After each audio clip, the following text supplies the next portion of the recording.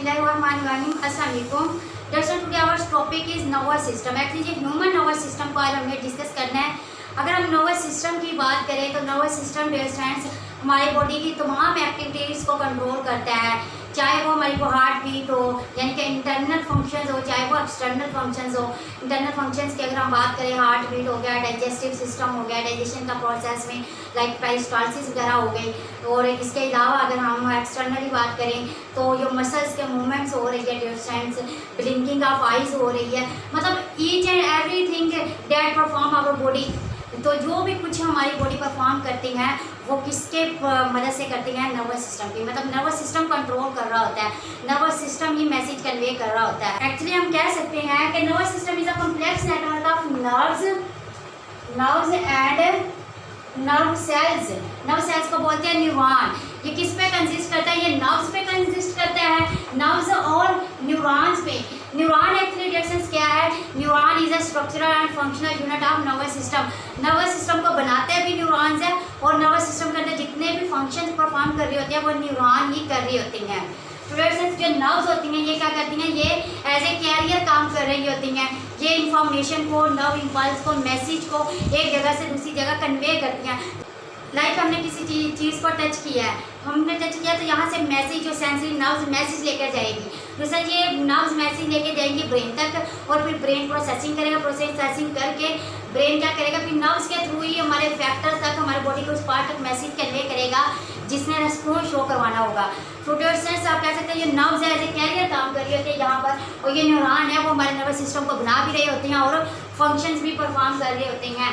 That carry message to and from the brain and spinal cord. तो dears जो message आ रहा होता है वो स्पाइनल कार्ड से गुजर कर ब्रेन में जाता है। तो और फिर वहाँ से क्या होता है कि ब्रेन में प्रोसेसिंग होगी। लाइक वही काम हुआ कि जब होट प्लेट को टच किया तो, और जब होट प्लेट को टच किया तो डिफरेंस क्या हुआ कि मैसेज यहाँ से जा रहा है, ठीक है, यहाँ से ये सेंसरी न्यूरॉन्स जो है मैसेज लेके जा रहे हैं और ये स्पाइनल कॉर्ड के थ्रू ब्रेन में जाएगा, फिर ब्रेन से स्पाइनल कॉर्ड के थ्रू अगेन हमारी बॉडी के पार्ट्स तक आएगा। तो आप कह सकते हैं कि that carry message to and from the brain and spinal cord to various parts of the body. तो डेट ये हमारे पास क्या है? नर्वस सिस्टम है। ये नर्वस सिस्टम की डेफिनेशन है।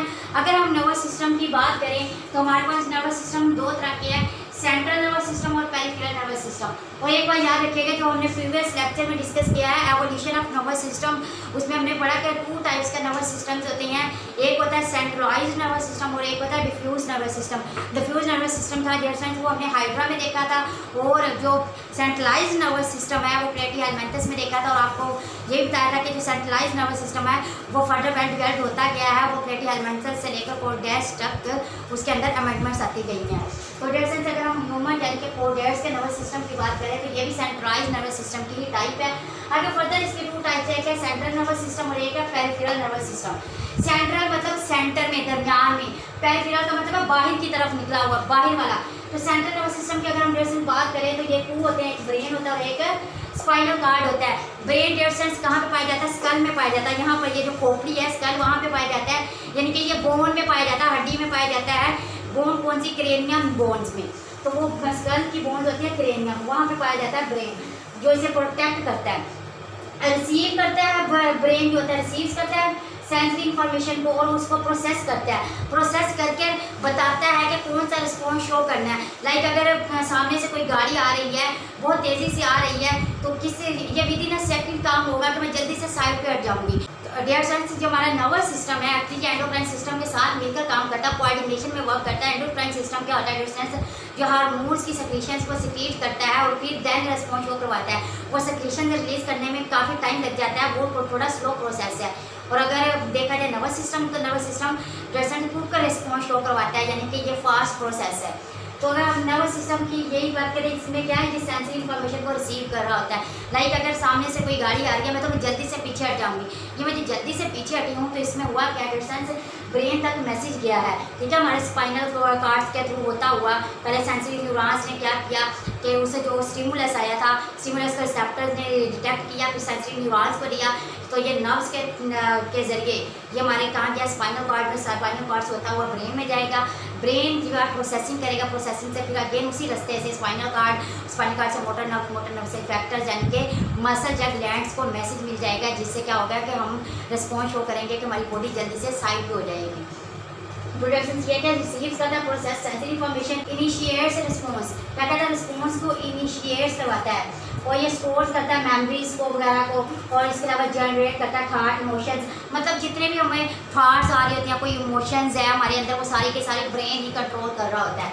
नेक्स्ट अगर हम बात करें जैसे स्पाइनल कॉर्ड की, स्पाइनल कॉर्ड की अगर हम बात करें तो ये लॉन्ग ट्यूब लाइक स्ट्रक्चर है, कहाँ से एक्सटेंड होती है, ये एक्चुअली ब्रेन से ही एक्सटेंड होती है, या ब्रेन से निकलती है। Long tube like structure extend from the brain through foramen magnum.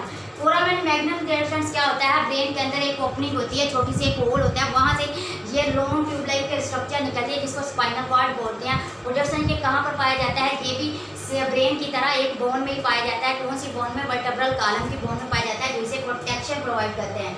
दरअसल इसके अलावा ये दोनों जो है ब्रेन और जो स्पाइनल कॉर्ड्स है, ये दोनों के दोनों बोथ कवर्ड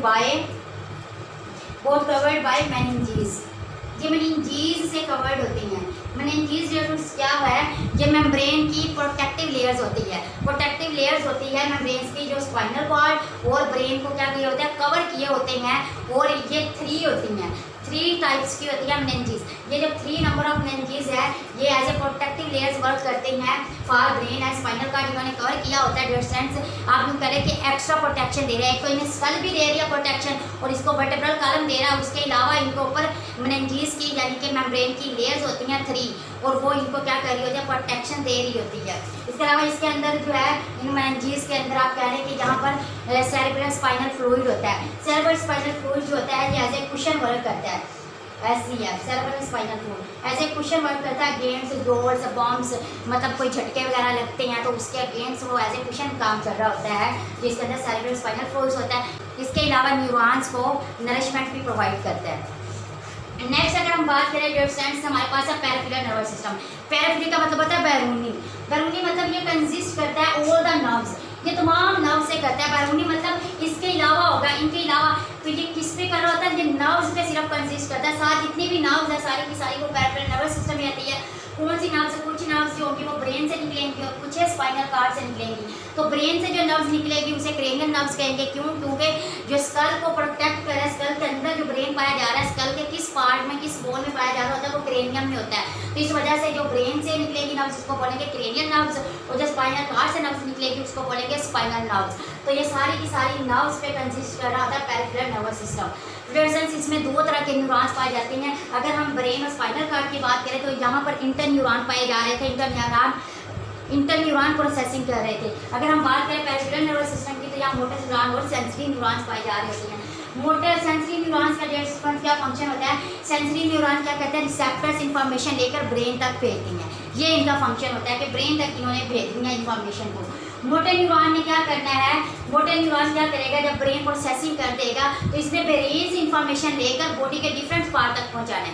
इसने क्या किया कि बॉडी के पार्ट से, किसी भी पार्ट से इंफॉर्मेशन ली, लाइक रिसेप्टर से इंफॉर्मेशन ली और ब्रेन की तरफ लेके गए। हम लोग कह रहे हैं receptors through brain, receptors through brain, ये ब्रेन की तरफ इंफॉर्मेशन लेके जा रही हैं, या आप कह रहे हैं बॉडी से ब्रेन। और ये मोटर न्यूरॉन कहाँ से लेके जा रही होती हैं, ये ब्रेन से इंफॉर्मेशन लेंगे और ये इंफॉर्मेशन बॉडी के पार्ट्स तक पहुंचाएंगे, यानी कि ये इफेक्टर्स की तरफ लेके जा रहे होते हैं। इफेक्टर्स कोई मसल हो सकता है, कोई ग्लैंड्स हो सकता है जो रिस्पॉन्स शो करवाएंगे।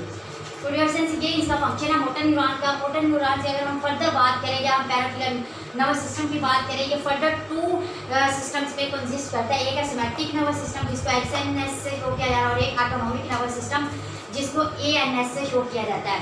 सिमेट्रिक नर्वस सिस्टम की जो से अगर बात करें तो ये वॉलंटरी जो एक्शंस होते हैं या वॉलंटरी मूवमेंट्स होते हैं उनको कंट्रोल करते हैं। वॉलंटरी मूवमेंट्स कौन से होते हैं, जो हमारे कंट्रोल में होते हैं, लाइक डियर फ्रेंड्स, अगर मैं चाहूँ तो मैं वॉकिंग कर सकती हूँ। लाइक ये देखिए, अब मेरा दिल चाह रहा है तो मैं आपको पढ़ा रही हूँ। इसके अलावा मेरा दिल चाह रहा है तो मैं क्या कर रही हूँ, ये मूवमेंट कर रही हूँ। डियर फ्रेंड्स, ये जो हमारी मसल्स की स्केलेटल मसल्स के मूवमेंट्स हो रही है, ये कौन सी वॉलंटरी होती है। वॉलंटरी कौन सा होता है, जो हमारी विश के मुताबिक हो, जो हमारे कॉन्शियस कंट्रोल में हो। तो डियर फ्रेंड्स, इनको सोमैटिक फंक्शंस भी बोला जाता है। तो सोमैटिक नर्वस सिस्टम क्या होता है, जो कंट्रोल्स करता है voluntary movements of skeletal muscles, यानी कि इसको सोमैटिक फंक्शंस कह रहे हैं कि सोमैटिक फंक्शंस को ये क्या कर रहा है, कंट्रोल कर रहा है। नेक्स्ट है हमारे पास autonomic nervous system. Autonomic nervous system क्या करता है, ये इनवॉलंटरी एक्शंस को कंट्रोल करता है। अब अगर हम इनवॉलंटरी एक्शंस की डिफरेंस बात करें तो इनवॉलंटरी एक्शंस वो एक्शंस होते हैं जो हमारे कंट्रोल में नहीं होते, यानी कि जो हमारी विश के मुताबिक नहीं हो रहे होते, या यूँ कह रहे हैं कि जो हमारे अंडर कॉन्शियस कंट्रोल नहीं होते, बल्कि अनकॉन्शियसली वो वर्क कर रही होती हैं। तो ये क्या करें, control involuntary movements of visual organs. Like अगर हम बात करें पेरिस्टाल्सिस जो है, पेरिस्टाल्सिस एक्शंस एक वेव लाइक मूवमेंट्स होती है डाइजेशन में।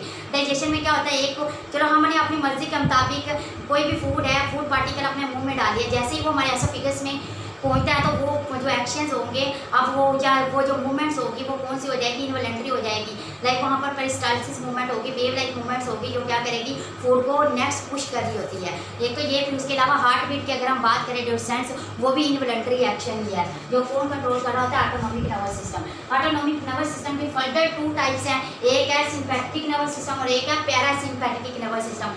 अगर हम जैसे बात करते हैं सिंपैथेटिक नर्वस सिस्टम की, तो ये हमारी बॉडी को प्रिपेयर करता है फॉर सडन स्ट्रेस। मतलब अचानक से कोई भी स्ट्रेस आती है तो फ़ौरन से हमारा कौन सा सिस्टम हमारी बॉडी के लिए एक्टिव हो जाता है, सिंपैथेटिक नर्वस सिस्टम। लाइक जैसे सामने से कोई शेर आ गया, जैसे वो शेर आ गया, अब यहाँ पर 2 कंडीशंस काज होंगी। जैसे शेर आया तो ये सिंपैथेटिक नर्वस सिस्टम क्या हो जाएगा, एक्टिव हो जाएगा। इससे रिएक्शंस क्या होगी, हमारी हार्ट बीट का जो रेट होगा वो बहुत ज़्यादा फास्ट हो जाएगा, हार्ट बीट बहुत ज़्यादा फास्ट हो जाएगा।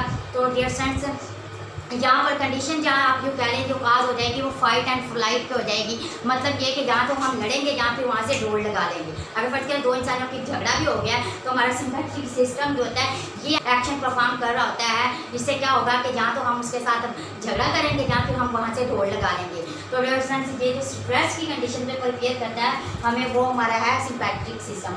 नेक्स्ट है पैरासिम्पैथेटिक सिस्टम। पैरासिम्पैथेटिक सिस्टम क्या करेगा, प्रिपेयर करता है बॉडी को फॉर रेस्ट। मतलब ये रेस्ट की कंडीशंस में क्या कर रहा होता है, ये वर्क कर रहा होता है। या पहले इन्होंने ना कि ये इस सिस्टम के लिए, स्ट्रेस के लिए ये एनर्जी को स्टोर करके रखता है अपने अंदर। प्रोटेक्शंस यहाँ पर क्या होगा कि जैसे ही ये स्ट्रेस या खतरा टल जाता है तो हमारा heart beat rate normal rate पे आ जाती है, डाइजेशन का लेवल भी क्या हो जाता है, हमारे नॉर्मल रेट पे पहुँच जाता है। प्रोटेक्शंस ये हमारा था सिंपैथेटिक सिस्टम और पैरासिम्पैथेटिक सिस्टम, यानी कि ये वाला सिस्टम इसके उल्ट परफॉर्म कर रहा होता है। प्रोटेक्शंस आई होप आपको समझ आ गया होगा कि नर्वस सिस्टम क्या होता है। आगे हमने उसकी फर्दर टाइप्स पढ़ी हैं और नेक्स्ट इंशाल्लाह हम जो है ब्रेन को डिस्कस करेंगे।